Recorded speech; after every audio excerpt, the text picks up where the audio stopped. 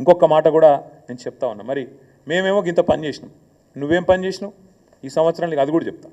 ఏం చేసినావంటే ఈ సంవత్సరంలో ఈ సన్నాసి చేసిన పని, ఇగో ఇది కూడా వాళ్ళ నివేదికనే, మాది కాదు. ఈ సన్నాసి చేసిన పని ఆయన ఉప ముఖ్యమంత్రి గారే బయటపెట్టారు.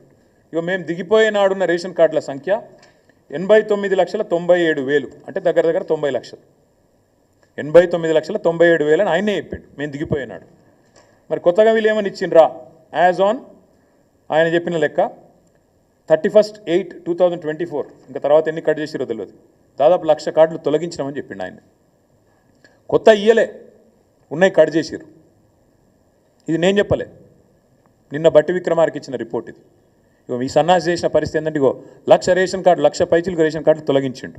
ఇంకొక మాట చెప్తున్నా, తొలగించడమే కాదు, ఇవాళ పేపర్లలో వార్తలు ఎంత కిరాతకం అంటే, వీళ్ళు చెప్పే ఎంత దిక్కుమాలిన మాటలు అంటే, ముఖ్యమంత్రి అనేటోడు ఇన్ని పచ్చబద్దాలు చెప్తాడని ప్రపంచంలో ఎవరు అనుకోరు.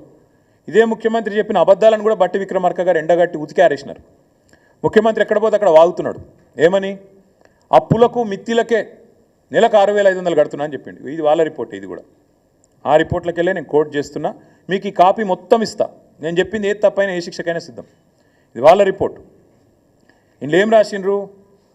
ఇగో ఇది వాళ్ళ రిపోర్టు. దీని ప్రకారం government of Telangana state accounts as of January 2025, అంటే పోయిన నెల ఈ రిపోర్ట్. ఇందులో ఏం రాసిండ్రు? మిత్తిలకు ఎంత కడుతున్నామని రాసిండ్రు తెలుసా? పోయిన 10 నెలలు మొత్తం ఇప్పటిదాకా కట్టింది ఎంత అంటే 22,056 కోట్లు. 22,056 కోట్లు. నెలవారీ లెక్క కూడా ఇళ్ళనే ఇచ్చిండు. పాపం బట్టి విక్రమార్క అమాయకంగా ఇరుక్కున్నాడు. ఆయన ఉద్యోగం ఉంటుందో పిక్తుందో కానీ ఇగో నెల నెల కూడా ఇచ్చిండు. నెల నెల మిత్తి ఎంత కట్టినాం ఏం చెప్పిండు ఇలా? ఏప్రిల్లో 1,865, మేలో 1,864, జూన్లో 2,200, జూలైలో 2,200, ఆగస్టులో 2,304 కోట్లు, సెప్టెంబర్లో 2,689 కోట్లు, అక్టోబర్లో 1,965, నవంబర్లో 1,928, డిసెంబర్లో 2,475, జనవరిలో 2,499, మొత్తం కలిపి 10 నెలలకు గాను కట్టింది పోయిన ఏప్రిల్ నుంచి మొన్న జనవరి దాకా 22,000 కోట్లు, అంటే నెలకు 2,200 కోట్లు.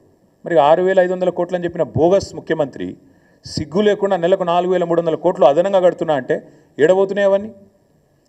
టకీమని రైతుల ఖాతాలను అయితే పడతలేవు, టకీమని తులం బంగారం అయితే వస్తలేదు. మరి టకీమని రాహుల్ గాంధీ ఖాతాలో పడుతున్నాయో ఢిల్లీలో చూడాలి. గింత అబద్ధాలు, గింత పచ్చి అబద్ధాలు, గింత దిగజారుడు బజారు భాష ముఖ్యమంత్రి మాట్లాడచ్చా? గిన్ని అబద్ధాలు చెప్పొచ్చా? మిత్తి 6,500 కోట్లు అని ముఖ్యమంత్రి చెప్తాడు, లేదు 2,200 కోట్లు అని ఉప ముఖ్యమంత్రి గారు విడుదల చేసిన నివేదిక చెప్తా ఉంది. ఇగో ఇది వీళ్ళ వాస్తవ రూపం. ఇంకా దారుణం ఇదొకటి. ఇంకా దారుణమైన విషయం చెప్తాను. వీళ్ళు ఎట్లా చెప్తారంటే ఏదో మిత్తిలు బాగా అయిపోయినాయి, రాష్ట్రం అప్పుల పాలైందని దిక్కుమాలిన మాటలు మాట్లాడతారు. మాకు వాళ్ళు అప్పచెప్పిపోయినాడు, ఇది వాళ్ళ గ్రాఫ్, ఇది కూడా నాది కాదు. మాకు అప్పచెప్పినాడు 2014లో రాష్ట్ర ఆదాయంలో మిత్తిల శాతం 21.64%. మేము వాళ్ళకు తిరిగి అప్పచెప్పినాడు కేవలం 17.19%. మరి ఇటు మిత్తిలు పెరిగినాయి అంటున్నావు, మరి రాష్ట్ర ఆదాయం పెరిగింది చెప్పవు. ఆ రోజు మీరు మాకు అప్పచెప్పినాడు మిత్తిలు రాష్ట్ర ఆదాయంలో 21%, 21.64%. మళ్ళీ మేము మీకు తిరిగి అప్పచెప్పినాడు 17.19%. ఇది చెప్పవెందుకు? ఈ గణాంకాలు చెప్తే కదా, నువ్వు చెప్పపోయినా నిజాలు. అంటే రాష్ట్రాన్ని అద్భుతంగా మీకు అప్పచెప్పినాం, మరి మీరేం చేస్తున్నారు?